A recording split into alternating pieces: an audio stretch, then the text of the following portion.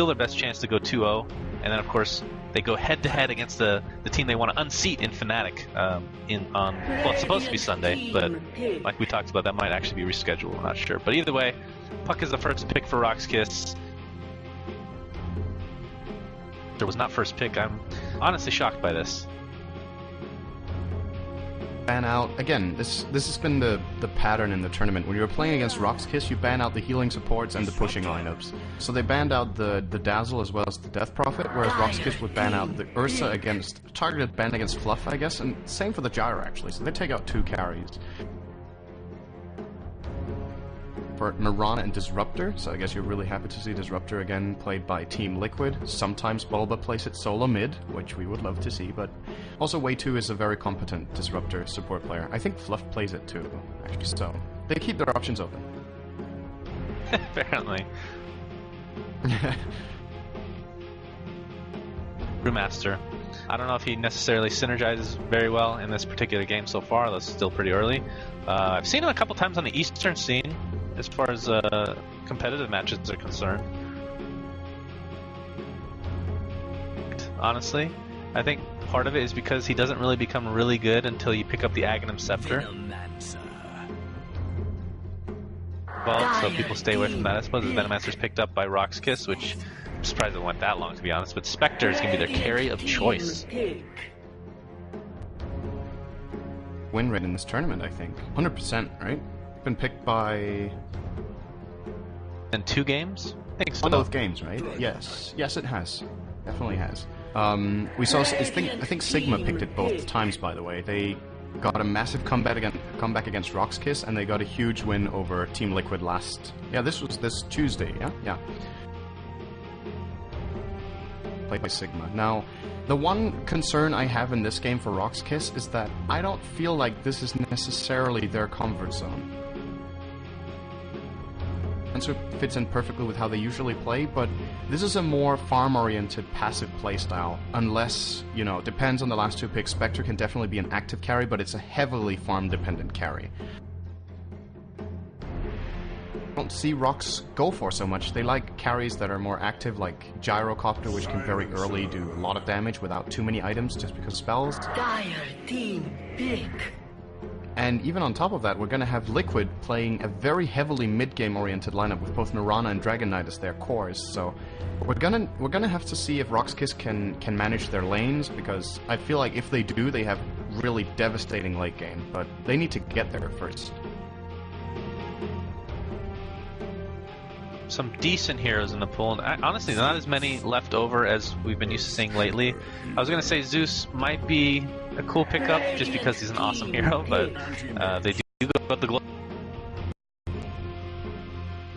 And Anti-Mage, of course, no big surprise there going against the Spectre. I guess it is a little bit of a surprise with Team Liquid because now they're dedicated to not only mid game but late game as well. So they have a little bit of overarching reach. That's good. Yeah, I'm here to tell you that is a...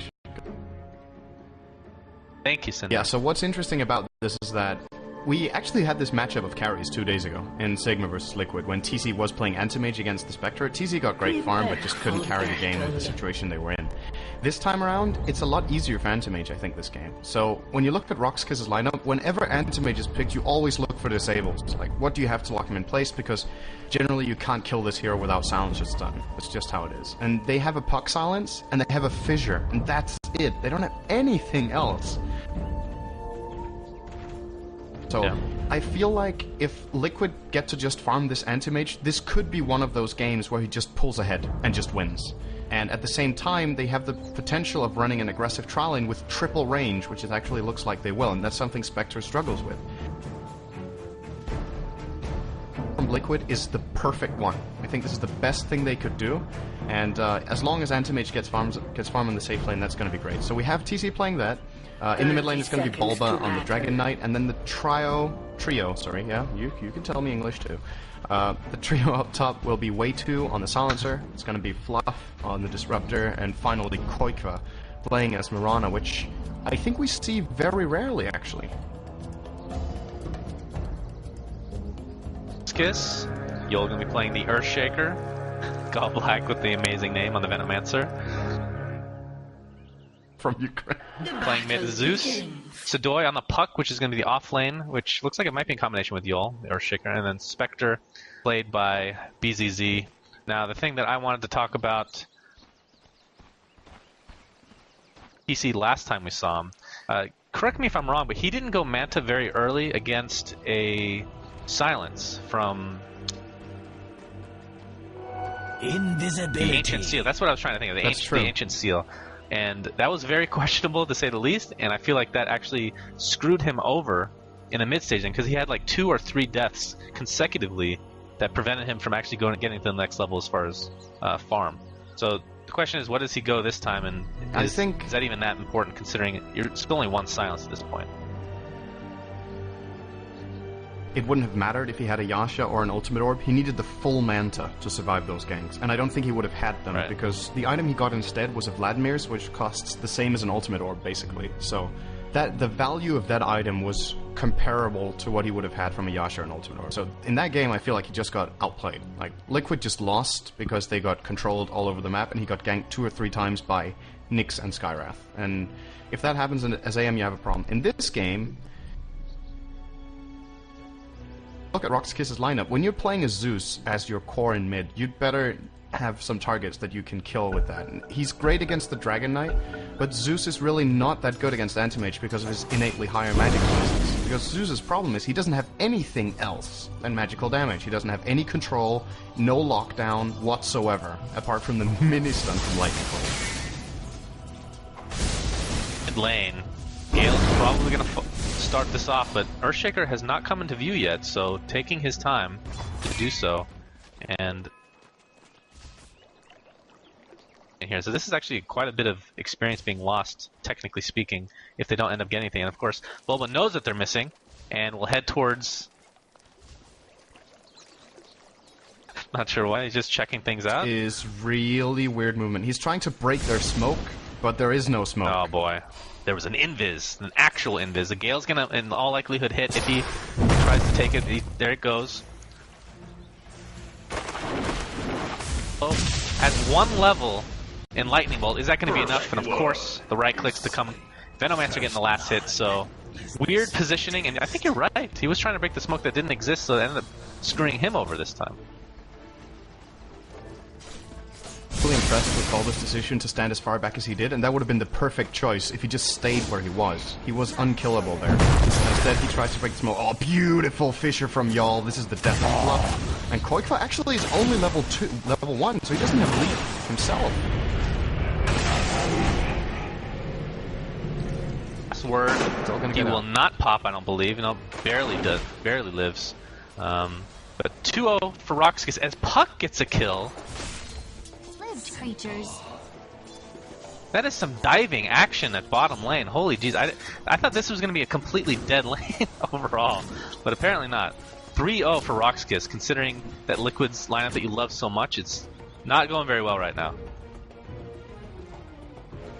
With Bulba's death in the mid, it was pretty obvious where the supports were rotating, but Liquid still got caught off guard by that beautiful Fissure. That was just an amazing play coming out from Yol. So they got a kill in the mid, and then they got a kill at the top. The kill in mid isn't the biggest deal for Liquid, because the trade-off was that those 2 supports committed so hard to that kill that it basically took them 1 minute and a half, and they did nothing else in that time with Shaker. That's okay to lose a hero for that, for the trade-off they get in top, but a bigger problem. TC should... Versus Puck and not getting Spell Shield once you're level 3. Now he gets it. And I'm just, even though I missed the kill, I'm pretty damn sure most of the damage came from Illusory Orb. And 1 level in Spell Shield probably would have... I mean, considering how low Puck was, that might have been enough for the kill. I'd actually assume most of the damage came from the tower, because I think TC just... Yeah, it could be. Onto Sedoy, and he didn't manage to get the kill. And Sedoy, I think it must have been a well-timed phase shift or something like that, keeping him alive there. And this type of lane is a big problem, because in my book, this is a lane that Anti-Mage just flat out wins if he doesn't overextend. He can harass the Puck a couple of times, Puck is going to be out of mana, and then you just free farm, and Puck doesn't really have anything.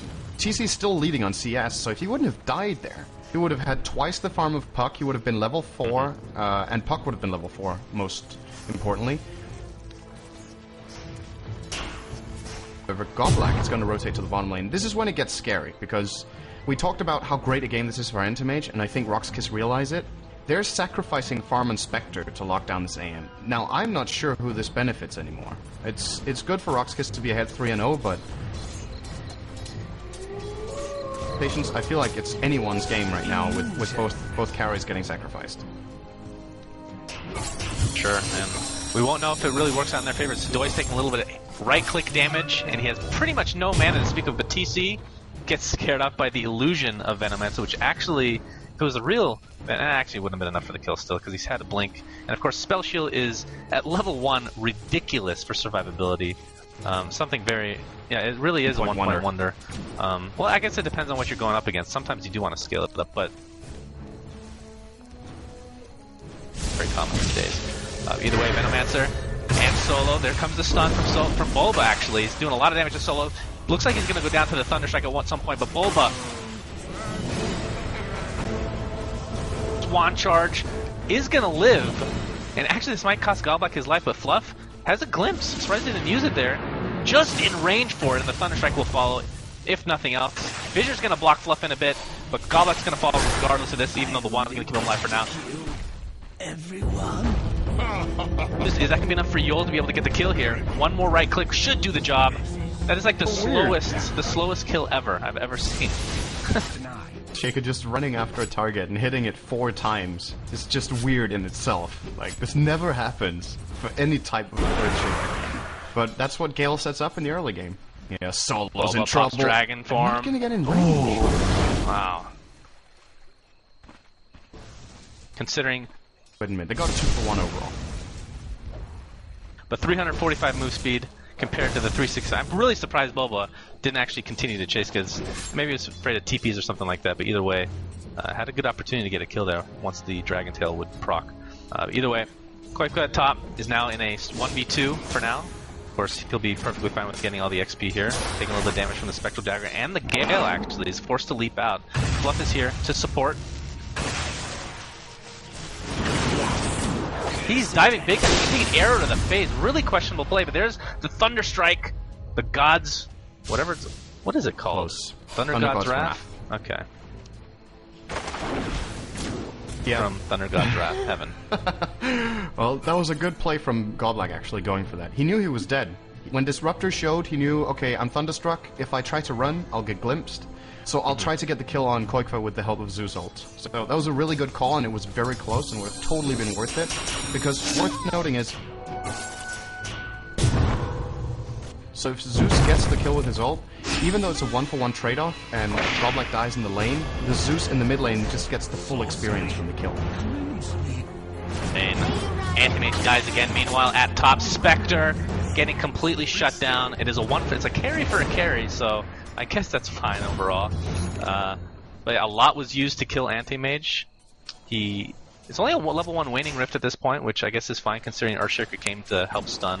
And he had used his Blink, Fissure to follow. Enough damage to take out Anti-Mage. Time Mage. Anti-Mage. Okay. That's what he calls himself. Oh, that doesn't matter anymore. Who cares? I know what your name is, you don't. Hey, sometimes that's the case, okay? All characters say their own name. It's like you're playing Pokemon. I like it. Own name all the time. Cocky, I guess. They need to hear their own voice. For his Invoker, he needs to speak about himself in third person. That makes total sense. But top lane, Koikfa will get Fissure. Oh, it's a nice setup for RoX. Beautifully done. That's the new Thunder God's Wrath. It's not that new anymore, but the cooldown is only 90 seconds on all levels. It used to be 120. It really means that you can make a lot more of these moves when it's particularly efficient to have that cooldown reduction, because with all of this action early on, RoX.KIS can keep ganking. They also have Haunt available now. But as long as Spectre doesn't get anything and AM is getting good farm and Bulba on the Dragon Knight, you know, if you have a farmed Zeus and a farmed Dragon Knight, you just know where it's going in mid-game in general. With Liquid's lineup, if they get the items they need on the Dragon Knight with a BKB, Zeus isn't gonna matter, and Anti-Mage already innately takes Zeus, so in my book, Liquid are getting the better trade right now. Speaking of Zeus, here he gets the Dragon Tail applied, Black Ball, but Ball's doing as much burst damage as possible. Static Storm to follow, into the Glimpse. Dragon Knight getting really low, has to be forced to go out. Illusory Orb to follow with this Dream Coil. Actually, no, Illusory Orb not even needed. But either way, the Puck helping get the kill thanks to the TP action. Fluff needs to suicide the Roshan. Help ensure the double kill. So a nice turnaround for RoX.KIS when I really thought that Liquid had that easily. Tower is under attack. Disruptors to get in, because ganking from that angle in the mid lane, just the raw rotation time used the entirety of the stun from Dragon Knight. And that means the moment Disruptor actually reaches, they can start moving the Zeus. He bought himself a lot of time, and then the Haunt makes it very easy, so easy to get involved in kills because he's not getting farm. So he needs a way of compensating for the hard laning phase he has, and together with Zeus, they can really set up Spectre to make a comeback in this game. That's kind of the way to go. We talked about Dragon Knight mainly as the core together with Anti-Mage, but we also have a Mirana who's getting Midas, so we really shouldn't count out the impact that Koi can have on this. Y'all gonna Fisher Fluff here. And that will go. The Glimpse actually brings him on the other side. He's going to actually get the ankle stun because of it! Oh my god! Little bit of misplay there, although I guess you couldn't really see it coming, but the Glimpse not needed for the kill. Ends up being the death of Fluff as a result, but ends up being a 1-for-1. So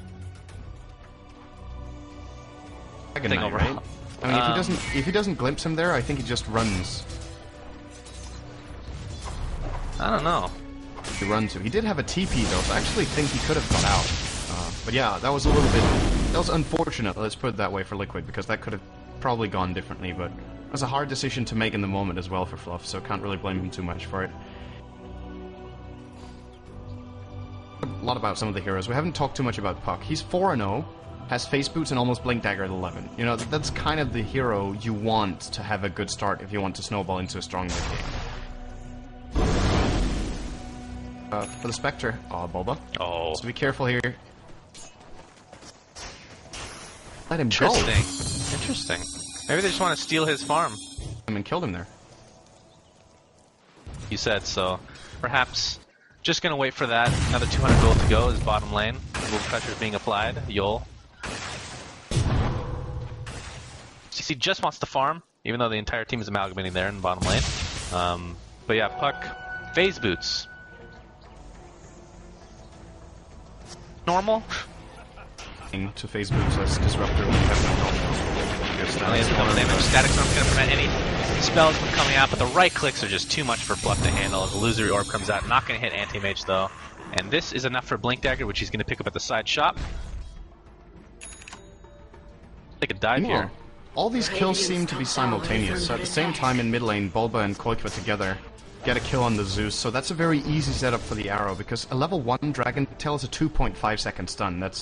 It makes it very easy for Koikva to connect with the arrow. If that was the order they did it in, I actually didn't see it, so it might have been the other way around, but Dire structures are fortified. it's putting on a lot of pressure on the tower, forcing a glyph and a TP reaction, and it's just gonna run away, unless it's Fissure. I don't think they're gonna commit to that.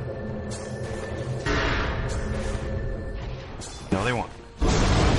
He bargained for here. Sidoi, available for the Dream Coil if necessary. Gonna use it only on one, doesn't use the Blink Dagger, getting in position. The Illusory Orb is gonna completely miss. He's taking a lap down. Way 2's gonna be the first to fall in this engagement. He doesn't even get his ult off. I don't even think he's level 6 actually. Bulba taking tons of damage, gonna get the Dragon Tail out, but it's not gonna be enough. Is he gonna fall? Radiant's middle tower is under attack. Okay, level 5. That explains it. Okay. No. It's like, did he pop it? Because I didn't hear anything. Well, I guess you don't hear anything when Silencer pops his ult, does do you? Fluff. Being engaged upon by Sidoi, but of course Dream Coil was already used. Blink Dagger up in 5 seconds. Not gonna chase him down. Radiant's middle tower is under attack. Radiant structures are fortified. That's actually a problem their lineup has. Apart from Dragon Knight, they don't really have good wave clearing whatsoever. So when RoX.KIS get in a position to push a tower, it's very hard to defend. Their supports can't deal with it. They don't have something like a Crystal Nova or a Power Shot or a Fissure or something like that to deal damage to the creeps and buy time. Easily. Now Koipa's gonna get caught out, and maybe Fluff is gonna die as well here if he's not too careful. Yeah, he's done for. Here's Sadoy and Earthshaker, gonna create a sandwich of their own. Enchant Totem, right clicks, enough damage to take him out. That was beautiful coordination from RoX.KIS, having the fissure from inside the river area, helping set up that kill, thanks to Puck's burst damage in addition. And yes, laying into BZZ here, but he quickly ran out of mana, and then TC doesn't really hit so hard yet. He is getting close to a Battle Fury though, so let's think about that for a moment. He hasn't got the burning build, as we like to call it, which is the 1-1-1 and then a lot of stats and then leveling up Blink, but it's pretty close. He actually has it with just 1 extra point in mana break.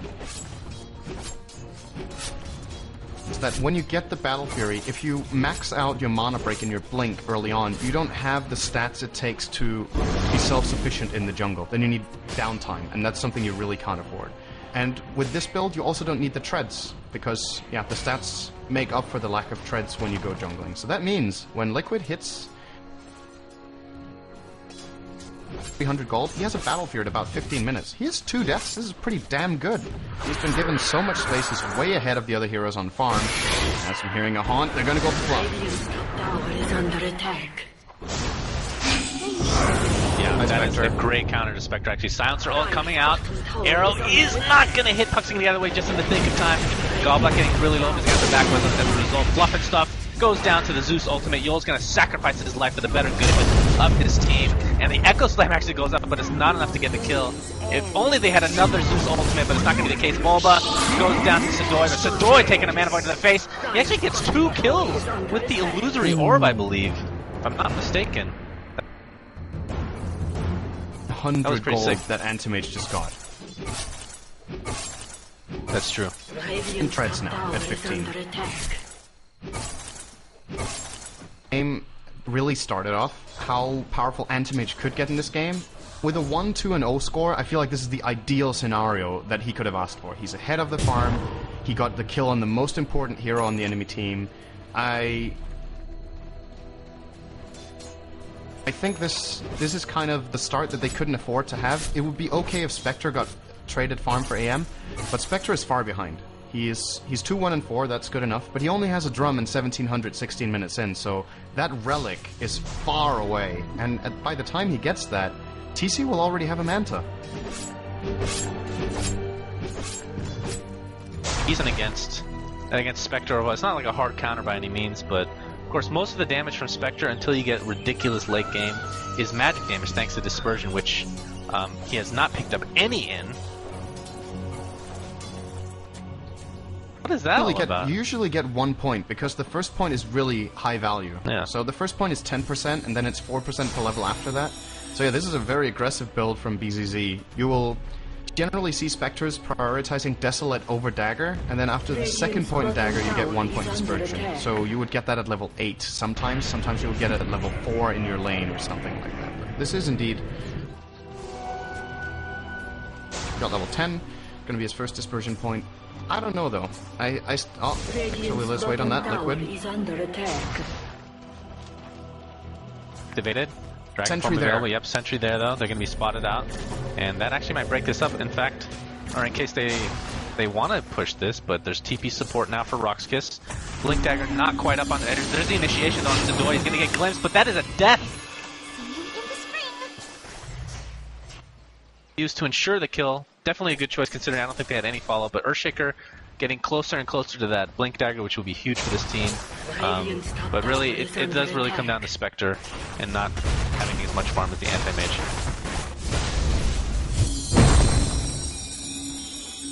He's really getting decent levels on this Disruptor. Means this is amazing to be level 7 in 17 minutes, but it's enough. That's the good thing about Disruptor. He doesn't really need more than this. It's all about the control. So what Liquid need to accomplish now is that they just need to buy time. That's all they need to do. way to do it is to focus on locking down the Spectre, who has been really visible in the bottom lane for like the last 2 minutes. He's just been there farming. They could have easily gone down there and just countered him out. As long as BZZ isn't farming, it's a win for Liquid, because they have a Midas on the Mirana, they have an Anti-Mage free farming the jungle. Looks like Silencer as well is going to go for a Midas. They're playing ultra greedy here. But if it works out, they're going to be fine. Wow. Then the amount of gold they will be getting in the next 10 minutes will, without a doubt, make them get past RoX.KIS. Even though they're 3,000 gold behind, they can gain that in the next 10 minutes easily. One thing I wanted to mention, Zeus. That's true. Very squishy. He goes for Veil of Discord before any stat items. Arrow's going to actually help out RoX.KIS. Going to hit Roshan directly in the testicles. And the double damage is going to help ensure that this Roshan goes down with on TC. They don't really care too much about this, I suppose, because they're just going to farm away.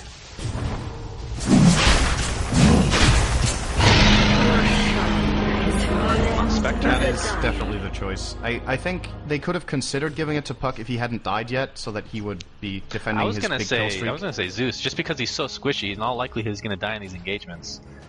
So having 2 lives on him would be decent. The plan for RoX.KIS, though, is to not expose Zeus. His spells are pretty long cast range, and they have a lot of good initiation mechanisms, so they don't need him in the front lines. They can open with Dream Coil, they can open with Fissure, then he comes in from the back. And when Spectre has the Aegis, it's just, you know, it's not just 2 lives. You take damage from killing this hero because of Dispersion. It's not that massive right now, but I feel like it's the right choice. RoX.KIS just need to realize they just need to buy time for the Spectre. I just said Liquid need to buy time, but you know, these 2 lineups peak at different points. They need a little bit of time for Spectre, they need to keep him safe and get the Radiant, and then they need to make a move. Liquid, they need more time than that.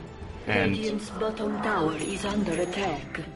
Dire's top not really tower dealing is with the under Spectre at attack. all. They're letting him go wherever he wants and farm, and because of that, RoX.KIS are happy. He gets his lane. They're now pushing the tier 1 tower that Liquid is also not defending. They're trying to get a super trade at the top lane with Bulba. Radiant structures are fortified. He's gonna get it. And now finally they put some pressure on the Spectre, who has to run away. 4k gold already though, so that is going to be the relic. Dire's top tower. Bulba, Fissure to follow, Dream Coil. He can't even get out of that before his death occurs. That is exactly the case. Of course, Dream Coil and actually Anti-Mage getting caught out, so little cocky from TC being caught out in the enemy jungle, getting a little greedy overall. I didn't see the beginning part of that. I'm not sure how he got caught out exactly, but It was used on the Dragon Knight toward the end of it. I'm not sure though. And then he reality'd over to Anti-Mage, and Anti-Mage just stayed there and farmed for a bit. And then he got killed by the Zeus ult. I guess he didn't expect that the amount of damage would come out, but keep this in mind. Spectre's Desolate is pure damage. So his attacks deal an extra 65 pure to AM when he's alone. Doesn't health hero. So each attack from BZZ, he wins a heads-up battle against the AM right now. That's just how it is. That's how it always is until Anti-Mage gets the Manta style. Then you will lose a one-on-one where you're just attacking each other when there's this level of Desolate. So, yeah, that was a little questionable from TC, and this is the most important kill, right? It's not just a carry dying, it's the carry of one team killing the carry of the other team. That's the Radiance. He just got it. 1 minute. did they change this recently? The Dispersion not being, now it's pure damage? I know you said Desolate. Desolate's always been pure damage, but Dispersion. Just as well. Yeah. Okay. Maybe I'm thinking of something else then. But okay, so that's good to know for now. Spectre. Courier as we speak, which is the amazing Drodo, which is my personal favorite courier actually, along with the shitty wizard of course, which should be everybody's favorite courier because it's the best one in existence. Bulba, working on his BKB and drums it looks like. I should say. He's gonna use his fissure slowly to follow. But he's gonna be caught out. Zeus is actually gonna use his ultimate. There's a silencer ult. Really used for no reason, because that fight was pretty much going nowhere, but there's Dispersion, or Spectre Dagger I should say, missing completely though. And this is gonna break things up. This tier 2 tower is probably gonna be pushed as they have amalgamating heroes from RoX.KIS here. The mech is picked up by Venomet, so we didn't really mention that. That's gonna help in these engagements quite a bit. Koifka already used Moonlight Shadow as well. Radiant's bottom tower is under attack. Really, So, RoX.KIS are in a position where they feel like they can pressure this tower, and they keep the Spectre away at the same time. So. Oh my god, that is so much damage. Way 2's not going to get out thanks to the Enchant Totem. Oh man, those creeps. So many creeps. Echo Slam, so good. Bluff. Gonna die regardless of the fact. And RoX.KIS getting 3 for nothing. And this tier 2. And they called GG! What? Really Synderen? Radiant's bottom tower has fallen. And Koita disconnected. Radiant's middle tower is under attack. Dire's middle tower is under attack. Alright, I'm there's so something confused. rotten in the state of Liquid right now. I mean, Seriously. in this game that, you know, there are these skirmishes where it just seems like they're doing two different things. They weren't really agreeing on what they wanted to do against this RoX.KIS lineup, and